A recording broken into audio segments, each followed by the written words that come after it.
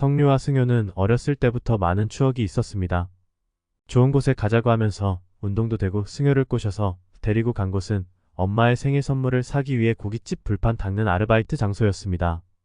승효가 도망가려고 하자 성류는 승효에게 연대 책임이라는 말을 하며 발목을 잡았습니다.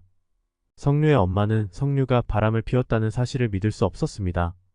결혼이 깨지고 회사까지 그만둔 성류에게 엄마는 이유가 있으면 제대로 말하라고 했지만 성류는 그저 지겨웠다고 말합니다. 성류는 밤낮 없이 자고 마시는 걸 많이 먹으며 행복한 백수가 되겠다는 다짐을 했습니다. 아침부터 성류와 동진이 머리채를 잡고 현실 남매 싸움을 벌이는 모습도 일상이었습니다. 화가 날 때마다 드럼을 치는 동진은 이 집 지하실엔 전설의 드러머가 산다는 말을 들을 정도였습니다.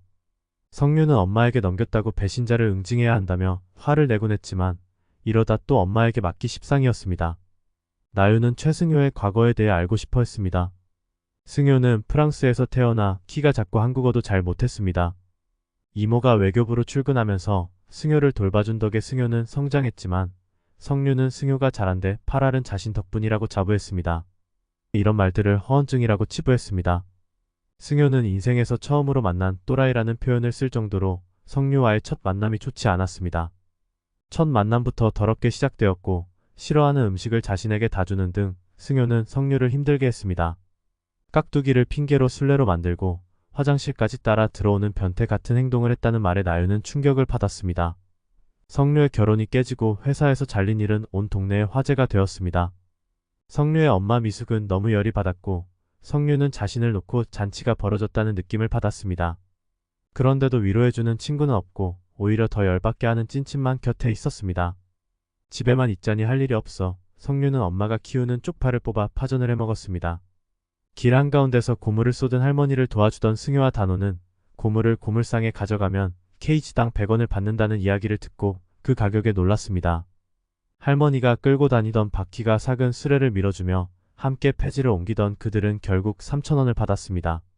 미국에서 워커홀릭이었던 성류는 일로 죽을 만큼 힘들 때 연인이 너무 필요했지만 연인을 찾아갔지만 그곳에서는 믿었던 연인의 배신을 경험했습니다. 승효의 개업식을 축하하며 성류는 승효에게 석류나무를 가져온 성류는 그 꽃말이 풍요라는 말을 하며 그들의 앞날을 축복했습니다. 승효의 개업식에 쑥자매가 총출동했습니다. 엄마 친구들이 얼마나 많이 왔는지 희자매와 쑥자매가 모두 모였습니다. 미숙의 딸 결혼이 엎어졌다는 소식을 듣고 친구들이 한꺼번에 몰려와 미숙의 속을 뒤집어 놓는 장면이 벌어졌습니다. 쑥자매는 희자매의 이름보다 더 촌스럽다는 농담을 주고받으며 웃음을 자아냈습니다. 성류의 엄마는 친구들을 보자마자 그 자리를 피하고 싶었고 딸이 창피한 건 아니지만 성류 때문에 속이 뒤집힌다는 말을 했습니다. 엄마와 성류는 서로의 속마음을 제대로 표현하지 못하고 상처를 주고받으며 말다툼을 했습니다. 결국 엄마는 성류에게 짐을 싸서 다시 미국으로 가라는 말을 했고 성류는 엄마의 말에 상처를 받았습니다. 이후 성류는 놀이터에서 승효를 만났습니다. 승효는 예전에 작은 꼬맹이가 아닌 키다리 아저씨가 되어 있었습니다. 성류는 키가 이만큼 크면 하늘도 만질 수 있을 줄 알았는데 그렇지 않다는 현실에 실망했습니다. 비가 오는 날 승효는 우산을 사서 성류에게 건네주었고 승효는 성류에게 우산을 접으며 마음껏 울어도 된다며 위로를 해줍니다. 승효는 성류의 방을 다시 꾸며줬습니다. 엄마는 절인 배추도 아니고 김치통 사이에 애를 둘 수 없다고 말하며 결국 성류를 위한 인테리어를 완성했습니다. 성류는 엄마가 방을 고쳐줬다는 사실에 신이 났고 엄마는 자식이기에 뭐든 해줄 수 있다는 마음을 다시 한번 느꼈습니다. 새롭게 단장된 방에서 성류는 자신의 삶을 되돌아보며 창에 커튼을 제대로 칠하는 승효의 말에 웃음을 지었습니다.